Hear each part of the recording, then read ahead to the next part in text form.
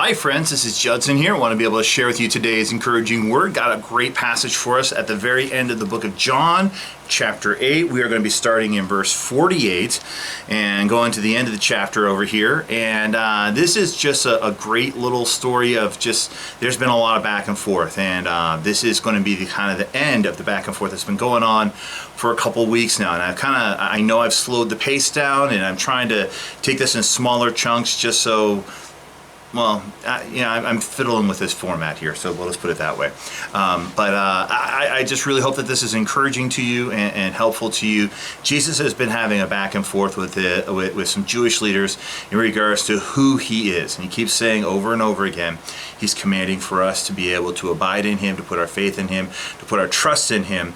And if we do those things, good things will happen. But because the Jewish leaders are not doing that, he's saying that they are sons of the devil and they are following lies right now. Now, there's been some hotly contested things that they've been going back and forth on. It's still hot, and here we are. We're just going to jump on into it. So Jesus just got done telling them that they are following their father, the devil, not God, and they get a little flustered by that, and so they are going to punch back here. This is their counterpunch that they have in the book of John, chapter 8, verse 48. Join me, will you? The Jews answered him, "Are we not right in saying that you are a Samaritan and have a demon?" Now, I want to stop right over there. First, there's two jabs over here. The first one is this. They say that, hey, you're a Samaritan. Like, you're not even a real Jew. Jesus doesn't even address that issue over here. That's kind of a dirty blow. It's not true also, but it's one of these things where they kind of say, you're not even a real Jewish person, you're not really of our descendants over here, you're someone else, you're a mixed breed, if you will.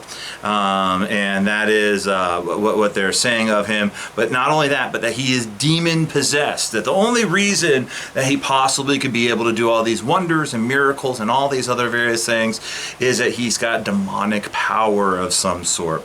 And so that is what they are accusing him over here in verse 48. So as you can tell, it's not exactly civil conversation at this point, but they're going back and forth. Jesus wants to be able to once again continue to be able to press the truth to them because he wants people to be able to know the truth of who he is. Jesus responds, verse 49. Jesus answered, "I do not have a demon, but I honor my Father, and you dishonor me. Yet I do not seek my own glory. There is one who seeks it, and he is the judge. Truly, truly, I say to you, if anyone keeps my word, he will never see death." Now here Jesus has yet another great and fantastic claim. That he says that, listen, I'm of the Father, I'm from God, and if you keep my word, you will not see death itself. Now, the other side is going to jump on this, and they're going to talk to him on this, about this. And we're going to see where this goes. Verse 52, the Jews said to him, now we know that you have a demon.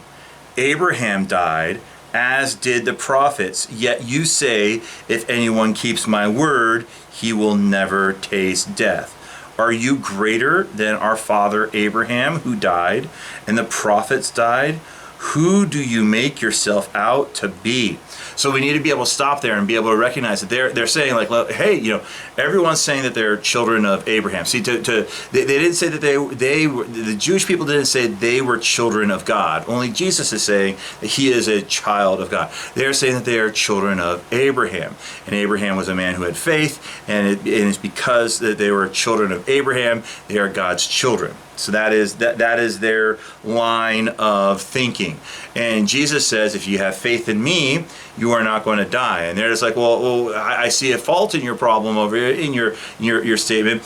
Abraham, who you're saying you're a part of, Abraham died, and it's true, Abraham did die, by the way. And they're like, and the prophets died, and that's true also, by the way. The prophets died. Everyone died. It's kind of one of those things that the Bible tells us is going to happen to all of us. And so every single one of these people, everyone died. Everyone passes at a certain time, at a certain place. Are you saying that you are greater than these people who have died? And they're trying to catch Jesus in a trap, and they're trying to do all these various things. We know as Christians, is Jesus talking about our human life of death, or is he talking about a different type of death? And that has been the crux of all these different disagreements, is Jesus is talking about something very different than what they're looking at. Jesus is talking about the eternal death that comes in the judgment after this life that we all want to be away from. And he is offering us eternal life away from the eternal death. And so we need to be able to know and understand that. And so Jesus wants to be able to say, hey, if you have faith in me, I will give you life and life everlasting. That's a hope we all need to hold on to. That is a truth we all need to be able to answer and know and trust in at all times. Let's go back over here, verse 54. Jesus answered, if I glorified myself, my glory is nothing. It is my Father who glorifies me, of whom you say he is our God. I'm going to stop right there.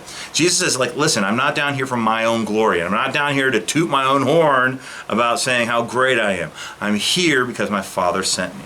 And he wants to be able to reiterate that. And my Father has glorified me, which is true also. And this is the reason why we worship Jesus. We sing to him and all these things. But you have not known him. I know him. If I were to say that I do not know him, I would be a liar like you. But I do know him, and I have kept his word. And Jesus, once again, he keeps reiterating that he keeps the word of his Father, and he's doing what his Father has asked of him. And then he's going to hit them at a space over here where it's going to blow their mind. Okay? This is where things are going to get crazy in the story over here. Verse 56, he says, your father Abraham rejoiced that he would see my day. He saw it and was glad. And I want to stop here for a second. So Jesus is saying, not only do I I know the Father and everything. He's like, I also know Abraham. Abraham and I have talked about my day. He's talking about God's plan to save everyone, that before Jesus came down here on earth, he and Abraham sat down, had a cup of coffee, they're talking about what's going on, and Abraham, he's like, and you know what, when Abraham knew what was coming up over here, Abraham saw this and he was glad. He had a smile on his face. He was rejoicing because God was sending his one and perfect Son to be able to come in to take the punishment of the sins of the world so that all could be able to be saved. And Abraham saw that and said, that's so cool.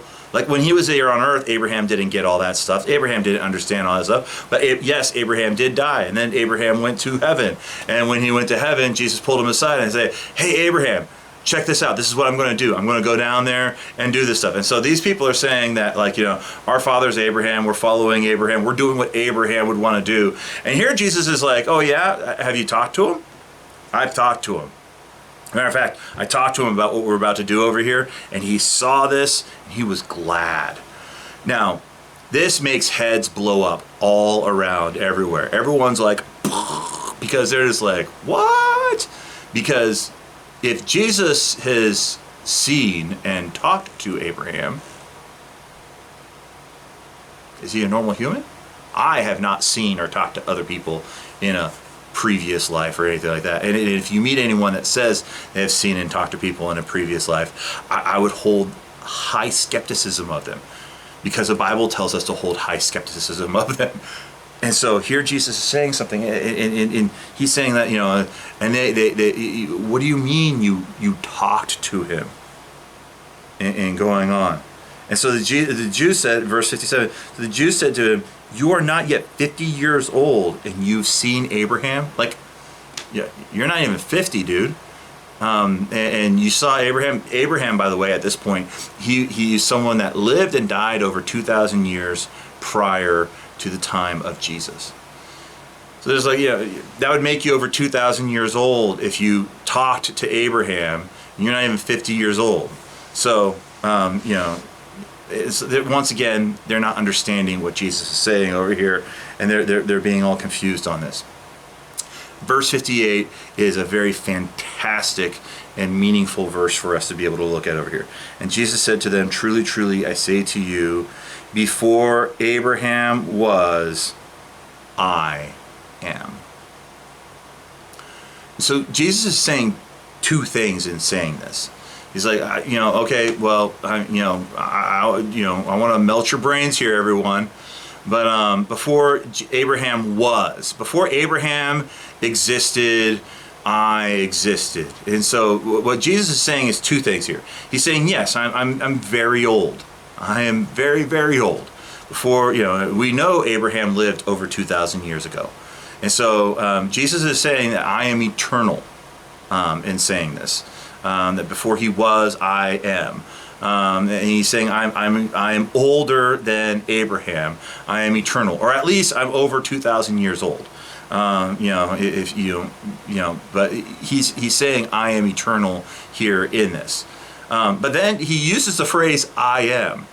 And do you know of any famous stories in the book of Exodus where Moses is wandering around in a desert and there's a burning bush, and Moses is telling this burning bush when God is speaking to him that he can't do what God wants him to do, and God tells him who he is? He calls himself I am.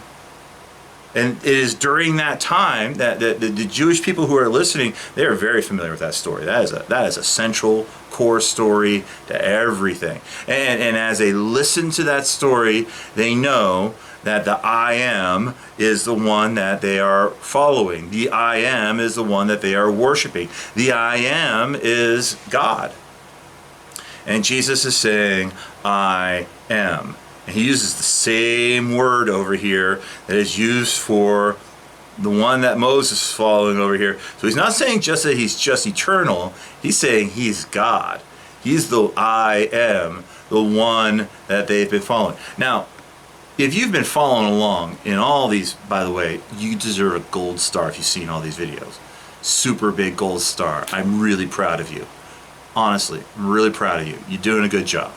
But in regards to these, it is super important for, if you've been through the last couple of chapters, Jesus has been saying over and over again, he's been trying to tell people that he's not just an ordinary guy. He's not just an ordinary prophet. He's not just an ordinary teacher.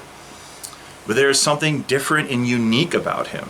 And this is one of those things that, the book of John does not let us off the hook of just being able to say that Jesus was just, yet another great religious mind, great philosopher, great thinker, or whatever. But Jesus is the ultimate in knowing that we could be able to look back and say, hey, it is Jesus Christ is the one that we could be able to put our faith and trust in because he is God. Jesus says that to everyone. And everyone that is around him, they know exactly what he's saying. Because, final verse, so they picked up stones to throw at him, but Jesus hid himself and went out of the temple. Jesus is standing in the temple and people were like, I want to find my gun right now and I want to shoot him. Because, once again, they didn't want to hear what he had to say. They didn't want to believe what he had to say. They didn't want to do what he had to say. Therefore, they were trying to silence him. We do not want to silence him. We want to be able to know the great I am.